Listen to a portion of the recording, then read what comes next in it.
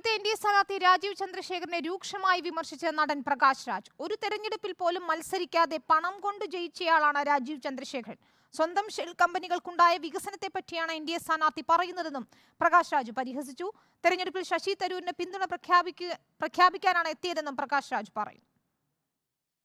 I have come in search of a person who has escaped from Bangalore. I wanted to know what he is doing here, Mr. Rajiv Chandrasekhar, who has been a three-time, for the last 18 years, a Rajya Sabha MP of Karnataka, my state. And I was looking through his affidavit.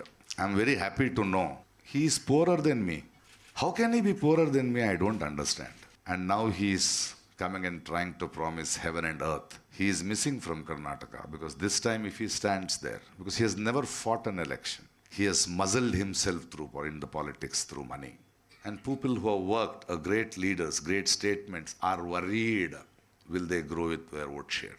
I have come to request the people of Kerala, don't let us down. I have not come for a Congress party, but I have come for Shashi Tharoor because he is one of the most wonderful statesmen we have had. Ashin Diego നൽകുന്ന തിരുവനന്തപുരത്ത് നിന്ന് വിവരങ്ങൾ. അഷിൻ, കോൺഗ്രസിന് വേണ്ടിയല്ല ശശി തരൂരിന് വേണ്ടിയാണ് താൻ പ്രചാരണത്തിനെത്തിയതെന്ന് പ്രകാശ് രാജ് വ്യക്തമാക്കുന്നു. ഒപ്പം രാജീവ് ചന്ദ്രശേഖരനെതിരെ രൂക്ഷമായ വിമർശനമാണ് ഉയർത്തി കാണിക്കുന്നത്.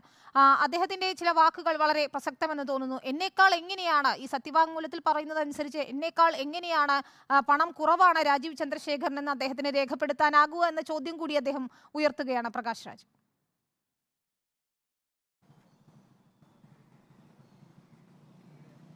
വിനിത, അദ്ദേഹത്തിന്റെ പ്രസ് മീറ്റ് ആരംഭിച്ചത് തന്നെ രാജീവ് ചന്ദ്രശേഖരനെ പരിഹസിച്ചുകൊണ്ടായിരുന്നു.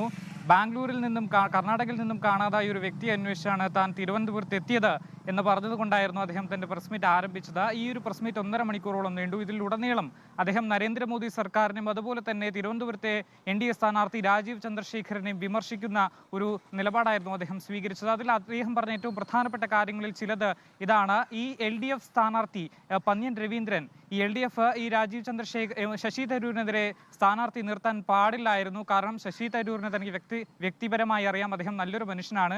പക്ഷേ ഇത്തരത്തിൽ രാജീവ് ചന്ദ്രശേഖരനെതിരെ ഒരു ശശി തരൂർ മത്സരിക്കുമ്പോൾ LDF സ്ഥാനാർത്ഥി അവിടെ നിർത്താൻ പാടില്ലായിരുന്നു. പന്ന്യൻ കമ്പാരിറ്റീവ്ലി അദ്ദേഹം ഒരു ദുർബലനായ സ്ഥാനാർത്ഥിയാണ് ശശി തരൂരുമായി കമ്പയർ ചെയ്യുമ്പോൾ എന്നൊക്കെ വിവിധ രീതിയിൽ അദ്ദേഹം പറഞ്ഞിരുന്നു. ഇതിൽ ഏറ്റവും പ്രധാനപ്പെട്ട മറ്റൊരു കാര്യം, ഈ ഇദ്ദേഹത്തിന്റെ ഈ ഒരു സത്യവാങ്മൂലത്തിൽ അദ്ദേഹത്തിന് പ്രകാശ് രാജിനേക്കാളും സ്വത്ത് കുറവാണെന്ന് താൻ മനസ്സിലാക്കുന്നു. ഇതെങ്ങനെ സംഭവിച്ചു എന്ന് തനിക്ക് മനസ്സിലാകുന്നില്ല എന്നാണ് അദ്ദേഹം പറഞ്ഞ മറ്റൊരു കാര്യം.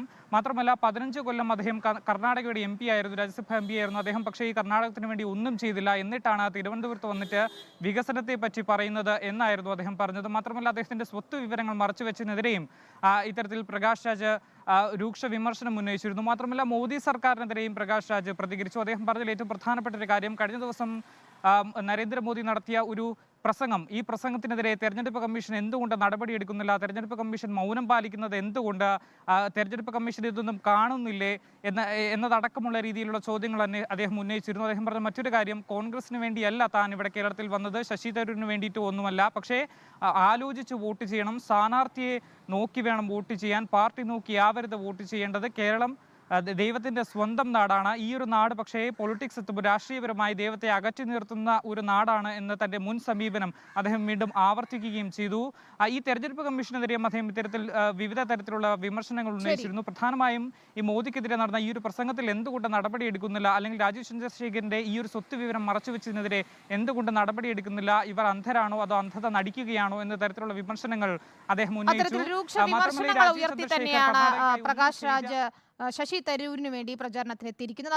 അഷിൻ ഡിയാഗോയാണ് വിവരങ്ങൾ നൽകിയത് തിരുവനന്തപുരം.